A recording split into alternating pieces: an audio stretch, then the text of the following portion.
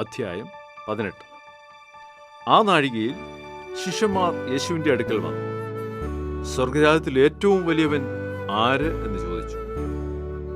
അവനൊരു ശിശുവിനെ അടുക്കൽ വിളിച്ച് അവരുടെ നടുവിൽ നിർത്തി. നിങ്ങൾ തിരിഞ്ഞ് ശിശുക്കളെപ്പോലെ ആയിവരുന്നില്ല എങ്കിൽ സ്വർഗരാജ്യത്തിൽ കടക്കയില്ല എന്ന് ഞാൻ സത്യമായിട്ട് നിങ്ങളോട് പറയുന്നു എന്ന് പറഞ്ഞു.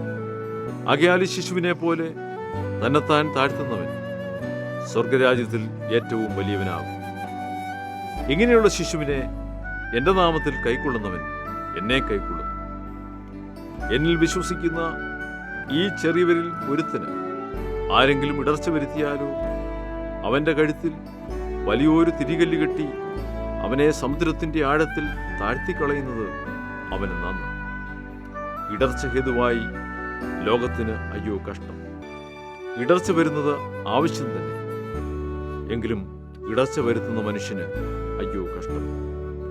നിന്റെ കയ്യോ കാലോ നിനക്ക് ഇടർച്ചയായാൽ അതിനെ വെട്ടി എറിഞ്ഞുകളക.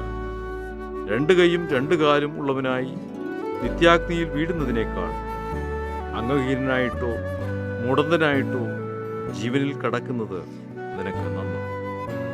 നിന്റെ കണ്ണ് നിനക്ക് ഇടർച്ചയായാൽ അതിനെ ചൂഴ്ന്നെടുത്ത് എറിഞ്ഞുകളക. 2 കണ്ണുള്ളവനായി അഗ്നിനരകത്തിൽ വീഴുന്നതിനേക്കാൾ ഒറ്റക്കണ്ണനായി ജീവനിൽ കടക്കുന്നത് നിനക്ക് നന്ന്. ഈ ചെറിയവരിൽ ഒരുത്തനെ തുച്ഛീകരിക്കാതിരിപ്പാൻ സൂക്ഷിച്ചുകൊള്ളി. സ്വർഗത്തിൽ അവരുടെ ദൂതന്മാർ സ്വർഗസ്ഥനായ എൻ്റെ പിതാവിൻ്റെ മുഖം എപ്പോഴും കാണുന്നുവെന്ന് ഞാൻ നിങ്ങളോട് പറയും. നിങ്ങൾക്ക് എന്ത് തോന്നുന്നു? ഒരു മനുഷ്യന് 100 ആടുണ്ട് എന്നിരിക്കട്ടെ. അവയിൽ ഒന്ന് തെറ്റി ഉഴന്നു പോയാൽ 99 വിട്ടേച്ച് തെറ്റിപ്പോയതിനെ മലകളിൽ ചെന്ന് തിരയുന്നില്ലയോ? അതിനെ കണ്ടെത്തിയാൽ തെറ്റിപ്പോകാത്ത 99 അധികം അതിനെക്കുറിച്ച് സന്തോഷിക്കുകയും എന്ന് ഞാൻ സത്യമായിട്ട് നിങ്ങളോട് പറയും. അങ്ങനെ തന്നെ ഈ ചെറിയവരിൽ ഒരുത്തൻ നശിച്ചു പോകുന്നത് സ്വർഗസ്ഥനായ നിങ്ങളുടെ പിതാവിന് ഇഷ്ടമല്ല. നിന്റെ സഹോദരൻ നിന്നോട് പിഴച്ചാൽ നീ ചെന്ന് നീയും അവനും മാത്രമുള്ളപ്പോൾ കുറ്റം അവന് ബോധം വരുത്തുക. അവൻ നിന്റെ വാക്ക് കേട്ടാൽ നീ സഹോദരനെ നേടി.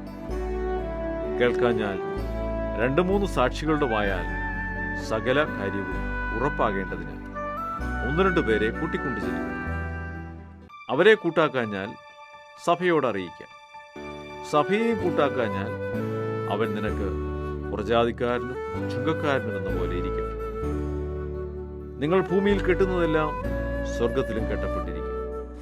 നിങ്ങൾ ഭൂമിയിൽ അഴിക്കുന്നതെല്ലാം സ്വർഗത്തിലും അഴിഞ്ഞിരിക്കുമെന്ന് ഞാൻ സത്യമായിട്ട് നിങ്ങളോട് പറയും. ഭൂമിയിൽ വെച്ച് നിങ്ങളിൽ 2 പേർ യാചിക്കുന്ന ഏത് കാര്യത്തിലും ഐക്യമത്യപ്പെട്ടാൽ അത് സ്വർഗസ്ഥനായ എൻ്റെ പിതാവിങ്കിൽ നിന്ന് അവർക്ക് ലഭിക്കും. 2-3 പേർ എൻ്റെ നാമത്തിൽ കൂടി വരുന്നിടത്തൊക്കെയും ഞാൻ അവരുടെ നടുവിൽ ഉണ്ട് എന്നും ഞാൻ നിങ്ങളോട് പറയും. അപ്പോൾ പത്രോസ് അവൻ്റെ അടുക്കൽ വന്നു. കർത്താവേ, സഹോദരൻ എത്ര വട്ടം എന്നോട് പിഴച്ചാൽ ഞാൻ ക്ഷമിക്കണം? 7 വട്ടം മതിയോ എന്ന് ചോദിച്ചു. യേശു അവനോട് 7 വട്ടമല്ല 70 വട്ടം എന്ന് ഞാൻ നിന്നോട് പറയുന്നു എന്ന് പറഞ്ഞു. സ്വർഗരാജ്യം തന്റെ ദാസന്മാരുമായി കണക്ക് തീർപ്പാൻ ഭാവിക്കുന്ന ഒരു രാജാവിനോട് സദൃശം. അവൻ കണക്ക് നോക്കി തുടങ്ങിയപ്പോൾ 10,000 താലന്ത് കടപ്പെട്ട ഒരുവനെ അവന്റെ അടുക്കൽ കൊണ്ടുവന്നു. അവന് വീട്ടുവാൻ വകയില്ലായികയാൽ അവന്റെ യജമാനൻ അവനെയും ഭാര്യയെയും മക്കളെയും അവനുള്ളതൊക്കെയും വിറ്റ് കടം തീർപ്പാൻ കൽപ്പിച്ചു. അതുകൊണ്ട് ദാസൻ വീണ് അവനെ നമസ്കരിച്ചു. യജമാനെ, എന്നോട് ക്ഷമ തോന്നണമേ, ഞാൻ സകലവും തന്നു തീർക്കാം എന്ന് പറഞ്ഞു. അപ്പോൾ ആ ദാസന്റെ യജമാനൻ മനസ്സലിഞ്ഞ് അവനെ വിട്ടഴിച്ചു, കടവും ഇളച്ചു കൊടുത്തു.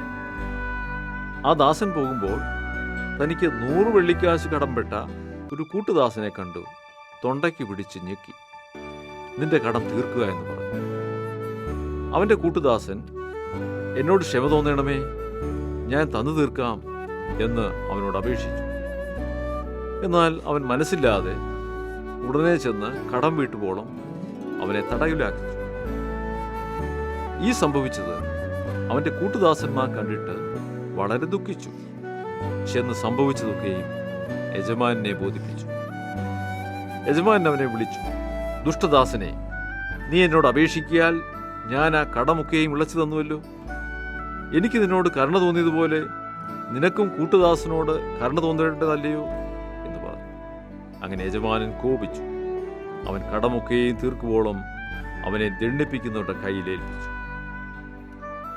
നിങ്ങൾ ഓരോരുത്തരും സഹോദരനോട് ഹൃദയപൂർവ്വം ക്ഷമിക്കാഞ്ഞാൽ സ്വർഗസ്ഥനായ എൻ്റെ പിതാവ് അങ്ങനെ തന്നെ നിങ്ങളോടും ചെയ്യും.